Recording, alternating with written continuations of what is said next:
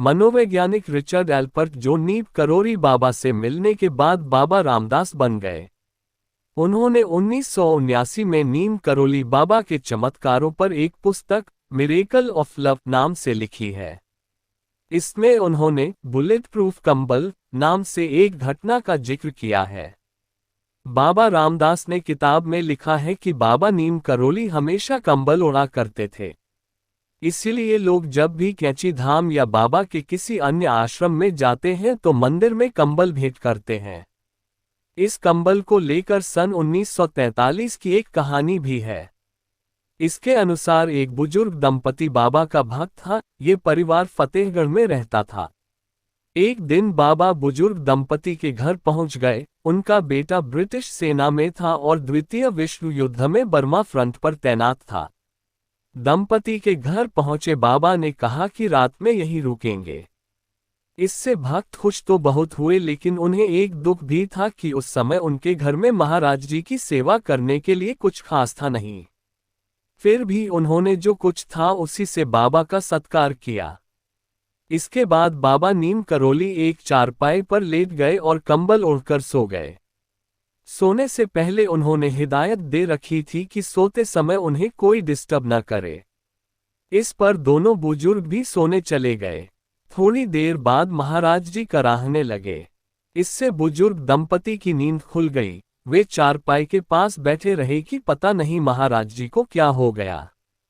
उन्हें ऐसा लग रहा था कि जैसे महाराज जी को कोई मार रहा है। सुबह बाबा उठे और कंबल को बुजुर्ग को देते हुए कहा कि इसे गंगा में बहा देना, इसे खोलकर देखना नहीं। जाते वक्त बाबा ने ये भी कहा कि चिंता मत करना, महीने भर में बेटा लौट आएगा।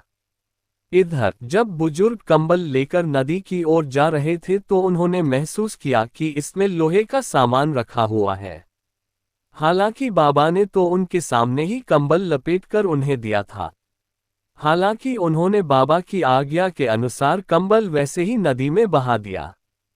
करीब 1 माह के बाद बुजुर्ग का इकलौता बेटा बर्मा फ्रंट से लौटा तो वे लोग बहुत खुश हुए और उसने घर पर सबको बताया कि एक दिन वह दुश्मन की फौज से घिर गया था। रात भर गोलीबारी हुई, उसके सारे साथी मारे गए, लेकिन वह अकेला बच गया। मैं कैसे बचा मुझे पता नहीं। रात भर वह जापानी फौज की गोलीबारी के बीच जिंदा बचा रहा।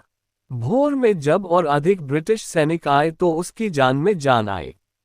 ये वही रात थी जिस रात नीम करोली बाबा दंपति के घर रुके थे। भक्तों का मानना है कि यह बाबा ही थे जो सैनिक को बचा रहे थे। मनोवैज्ञानिक रिचर्ड एल्पर्ट जो नीम करोली बाबा से मिलने के बाद बाबा रामदास बन गए। उन्होंने 1979 में नीम करोली बाबा के चमत्कारों पर एक पुस्तक मिरेकल ऑफ लव नाम से लिखी है। इसमें उन्होंने बुलेट प्रूफ कंबल नाम से एक घटना का जिक्र किया है। जब शिप्रा का जल बन गया घी, बाबा नीम करोली के धाम कैंची धाम में अक्सर भंडारा चलता था, जो कि आज तक चलता है। एक बार भंडारे के लिए घी की कमी हो गई। ऐसे में सेवक परेशान हो गए। सभी बाबा के पास पहुंचे और उन्हें भंडारे में घी कम पड़ने की समस्या बताई। बाबा ने भोजन में घी के बजाय शिप्रा का जल डालने की बात कही।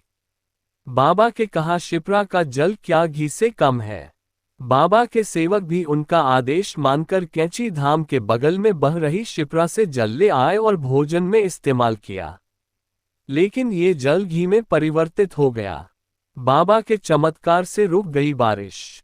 हनुमानगढ़ी मंदिर के निर्माण कार्य के दौरान एक दिन भारी बारिश होने लगी। बारिश बहुत तेज थी और रुकने का नाम नहीं ले रही थी। तब नीम करोली बाबा बाहर आए और काली जलभरी घटाओं को आकाश की तरफ देखते हुए बोले, ये बड़ी उग्र है, बड़ी उग्र है। तब महाराज जी ने ऊपर देखते हुए अपने दोनों हाथों से अपने विशाल वक्ष से कंबल हटाते कुछ गर्जन के साथ बोले, पवन तनय बल पवन समाना। बस इतना कहते ही तेज हवाएं बादलों को उड़ा ले गई और बारिश थम गई। बाबा के इस चमत्कार से आसमान भी साफ हो गया। बाबा के स्पर्श से जल गई बत्तियां। एक बार भूमियाधार में कुछ माताएं बाबा के पूजन लिए आई थीं, लेकिन उस दिन बाबा आश्रम में नहीं थे। बाबा मोटर सड़क की द्वार पर बैठे थे। तब सभी माताएं बाबा के पूजन और दर्शन के लिए वहीं जाने का विचार करने लगी। लेकिन बाबा ने दूर से ही उन्हें हाथ हिलाकर लौट जाने का संकेत दिया। बाबा जी के पास गुरुदत्त शर्मा भी बैठे थे। महिलाओं को निराश देखकर उन्होंने ने बाबा को दर्शन देने की प्रार्थना की। उनके कहने पर बाबा मान गए और उन्होंने माताओं को अनुमति दे दी और उन्हें जल्दी पूजा करके जाने को कहा। महिलाएं पूजा करने लगी, लेकिन आरती के लिए वे दियासलाई माचिस लाना भूल गई। माताओं ने बाबा के पास बैठे गुरुदत्त शर्मा को समस्या बताई, लेकिन वे उनकी सहायता करने में असमर्थ थे। तब बाबा ने रुई से सनी बत्तियों को हाथ में लिया और तुलिमा कहते हुए हाथ घुमाने लगे और एकदम से बत्तियां जल उठी। सभी ये दृश्य देखकर हैरान रह गए। आपको हमारी वीडियो पसंद आई है तो हमारे चैनल को ज़्यादा से ज़्यादा शेयर करें और ज़्यादा से ज़्यादा सब्सक्राइब भी करें।